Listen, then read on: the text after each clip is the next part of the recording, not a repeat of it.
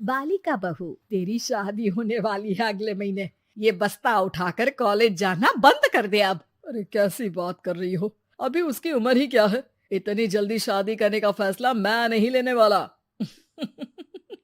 फैसला लेने के लिए तुम्हें कहा किसने है?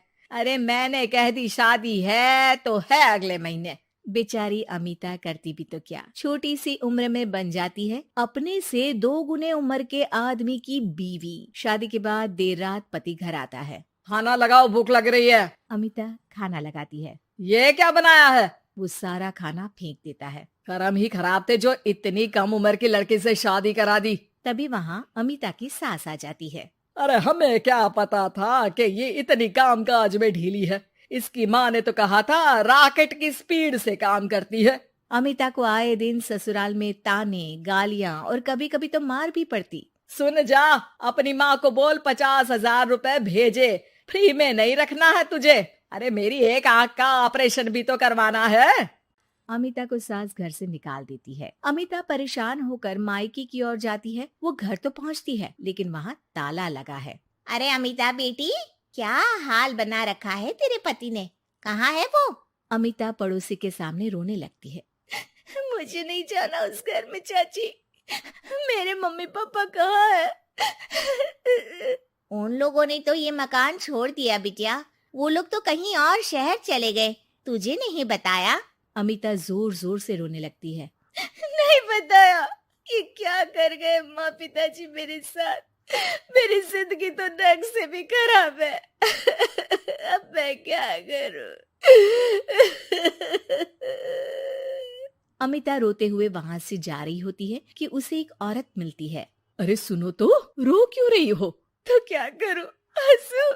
अमिता उस औरत को अपनी सारी कहानी बताती है। देखो, मेरा सिलाई का काम है। अगर तुम चाहो तो मेरे साथ ये काम कर सकती हो। बदले में मैं तुम्हें रहने की जगह, खाना और 1 दिन का 100 रुपया भी दूंगी। अमिता कुछ सोचती है और फिर उस औरत के साथ चल देती है। अब क्या था, अमिता की जिंदगी अपने मायके और ससुराल से दूर एक नए सिरे से शुरू होती है। रहना खाना फ्री होने के कारण अमिता रोज का पैसा बचा लेती। वो आसपास के लोगों के भी कपड़े सिलने लगी। और एक दिन सिलाई सेंटर की एक औरत कहती है, अरे वो साड़ी की कंपनी है ना, वो बिक रही है।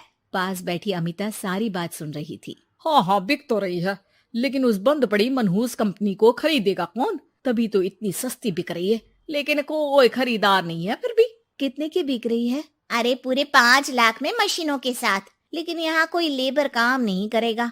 पुराने मालिक ने किसी को पैसे ही नहीं दिए। उन लोगों ने कहा है कि जो नया मालिक आएगा वो लोगों को पैसा देगा।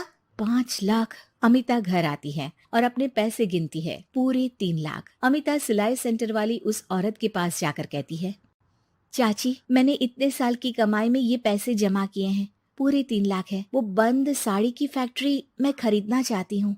अरे अमिता, पागल हो गई हो क्या? वो 5 लाख की बंद मनहूस फैक्ट्री खरीदेगी, फिर लेबर का बकाया पैसा देगी, और वो फैक्ट्री चलेगी कि नहीं ये भी कोई नहीं जानता। लेकिन अमिता नहीं मानती। वो उस औरत से कहती है कि वो उस फैक्ट्री को खरीदना चाहती है और खरीद कर ही रहेगी। औरत भी अमिता की मदद कर देती है और फिर अमिता के नाम एक साड़ी फैक्ट्री हो जाती है। शुभारंभ वाले दिन अमिता लेबर से कहती है, मैं इस फैक्ट्री को दोबारा खड़ी करना चाहती हूँ। आप लोग इसमें माहिर हैं।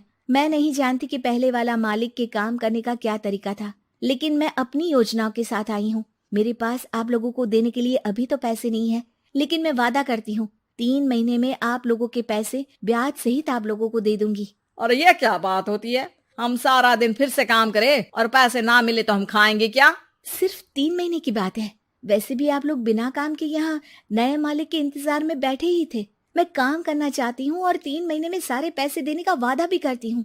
लेबर आपस में सलाह करते हैं और अमिता की बात मान लेते हैं। सिलाई सेंटर से मशीन, सिलाई और कपड़े के ज्ञान में माहिर हो चुकी अमिता सभी के साथ मिलकर खुद काम करती। शहर और दूसरे शहरों में घूम घूम कर साड़ी का डिजाइन दिखाती और ऑर्डर लेती। अमिता को कई जगह से ऑर्डर आ जाते हैं। कई लोग उसके काम को सराहते तो कई आलोचना भी करते।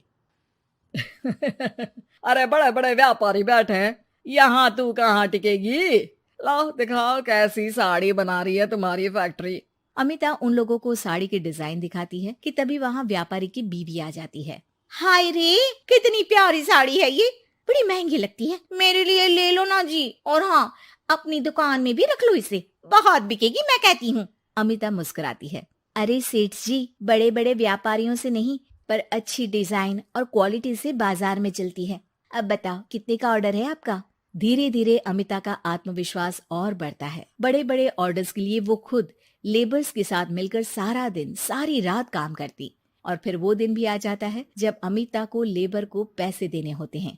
मैं आप लोगों से 3 महीने बाद आज के दिन ये बात करना चाहती हूँ कि मैंने जितने पैसे देने की आपसे बात की थी उतने मैं नहीं दे सकती।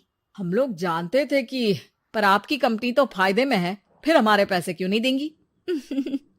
मतलब आप लोगों के बकाया पैसे, ये 3 महीने के पैसे और ब्याज के साथ मैं आप लोगों को 10% का मुनाफा भी दूंगी। सभी खुश हो जाते हैं। मेरा कोई परिवार नहीं है, लेकिन दिन रात आप लोगों के साथ काम करके मुझे आप लोगों में ही अपना परिवार दिखता है।